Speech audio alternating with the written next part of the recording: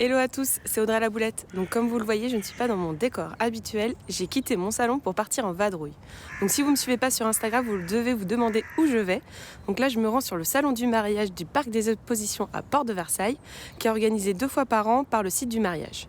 D'ailleurs, si vous ne me suivez pas sur Instagram, n'hésitez pas à me rejoindre, j'y mets d'autres contenus sur le mariage, sur mes voyages et sur ma vie quotidienne. Donc je me suis dit que ça pouvait vous intéresser que je vous montre un peu à quoi ça ressemble un salon du mariage si vous n'en avez jamais fait un.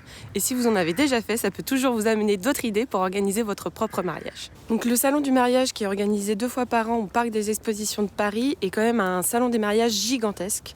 Donc faut pas que vous ayez peur de la foule et par contre il y a vraiment plein de prestataires de tout genre. Vous pouvez trouver des salles, des photobooths et plein d'autres idées décoration.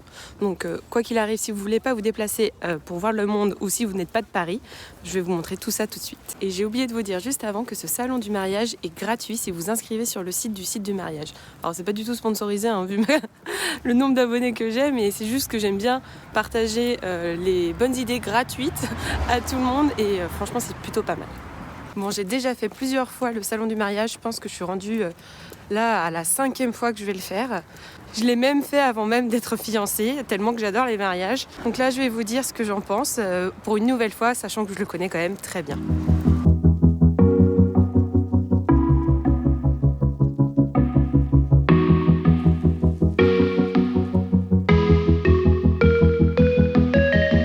Donc j'ai décidé d'aller au salon du mariage entre midi et 14h car c'était beaucoup plus simple pour moi de tourner et de faire de bonnes images.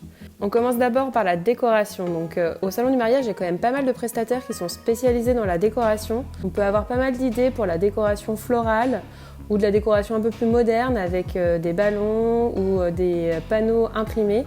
Il y a pas mal aussi d'idées pour les plans de table et la décoration extérieure. Donc c'est vraiment une mine d'or.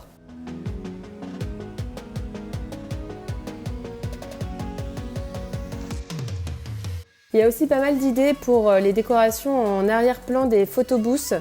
Celui de Cheers était vraiment super beau avec des fleurs et des balançoires et il y a des personnes qui sont assises dessus et ça tenait, donc franchement c'est vraiment une bonne idée. Le truc qui est bien au salon du mariage de Paris, c'est qu'il y a vraiment plein de prestataires spécialisés dans les photobooths et on peut en tester pas mal. Donc comment ça fonctionne un photobooth? C'est plutôt simple. En fait, il y a juste à poser devant l'appareil, à cliquer, faire les poses et après imprimer. Donc il y a plein de formats différents, donc là j'avais pris des petites ramettes et c'était vraiment super sympa. Donc je vous conseille vraiment de tous les tester parce que la qualité n'est pas la même pour chaque appareil.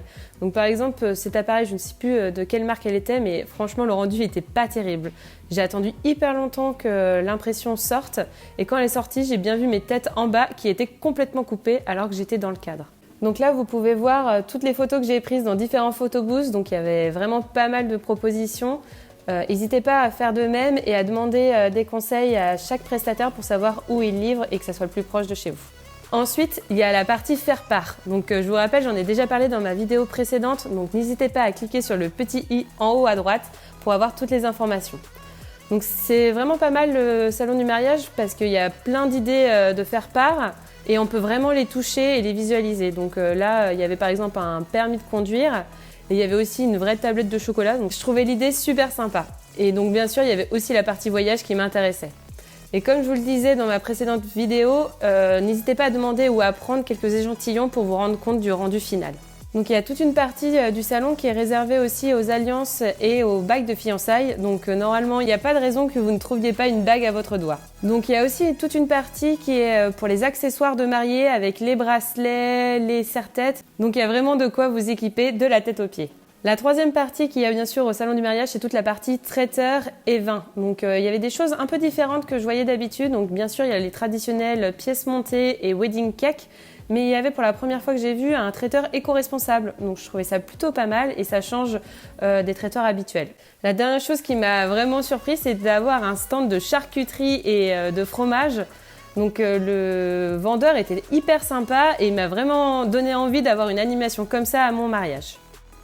En parlant d'animation, il y a bien sûr les animations traditionnelles, donc avec les DJ et les orchestres. Mais j'ai vu également quelque chose que je n'avais jamais vu, c'est les escape games pour les mariages.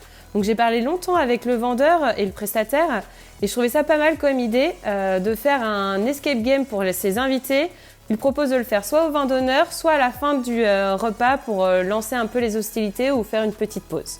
Il y a également une partie sur tous les cadeaux qu'on peut faire aux invités ou même à ces demoiselles d'honneur. Donc comme vous avez vu, il y avait une partie avec les peignoirs, mais il y avait aussi les traditionnels dragées, les chocolats. Donc il y a vraiment plein d'idées qui sont soit traditionnelles, soit originales. Donc de quoi gâter vos invités.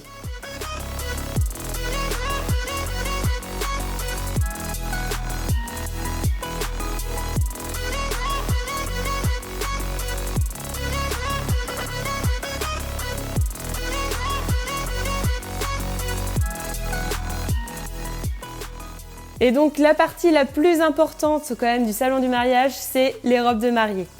Donc il y en a de toutes sortes et pour tous les styles et je pense aussi pour tous les budgets, même si j'ai pas regardé les prix de chaque robe. Donc il y avait les robes assez imposantes, les robes un peu bohèmes. Il y a aussi des stands qui proposent de les essayer. Alors je vous conseille pas trop de les essayer parce qu'il y a quand même beaucoup de monde et je suis pas sûre que les vendeurs ont énormément de temps à vous consacrer. Et si vous voulez voir un peu ce que rendent certaines robes, il y a certains prestataires qui ont des mannequins qui défilent dans les allées avec les robes. Donc ça peut être très joli et vous pouvez voir que certaines sont très encombrantes quand même. Et ça c'était le petit clin d'œil parce que moi j'adorais l'émission La robe de ma vie et donc il y avait quand même 2 stands avec des prestataires qu'on voit dans l'émission qui avaient leur stand au salon du mariage. Et bien sûr pour les messieurs, il y a également une partie pour eux avec tous les costumes et les nœuds papillons, donc il y a tous les styles, il y a les choses un peu traditionnelles, colorées ou il y a des choses un peu originales, donc il y en a vraiment pour tout le monde. Et il y a également une petite partie pour les enfants, il ne faudrait pas les oublier. Donc là je vous reprends juste après le salon, donc je viens de sortir, donc je suis quand même restée 2 heures dans le salon. Je pensais pas que ça serait si long, mais j'ai eu le temps de faire tous les stands et pourtant je me suis pas arrêtée à chaque stand à parler. Donc je repars avec mon petit sac plein de flyers. Je suis contente parce que j'ai quand même fait plein de découvertes de choses que j'avais pas vues dans les précédents salons. Et j'avais oublié quand même que le salon de janvier, de mémoire il était plutôt en mars avant, est plus petit que celui de septembre. Mais bon, il y a quand même pas mal de prestataires et de choses différentes qui sont là et j'ai pu découvrir quand même pas mal de trucs que je connaissais pas avant. Le salon de mariage c'est pas mal pour voir d'autres idées et toujours se faire impressionner et pouvoir impressionner aussi vos invités.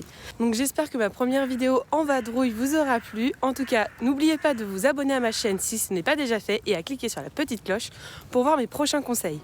Et là, je vous dis à bientôt!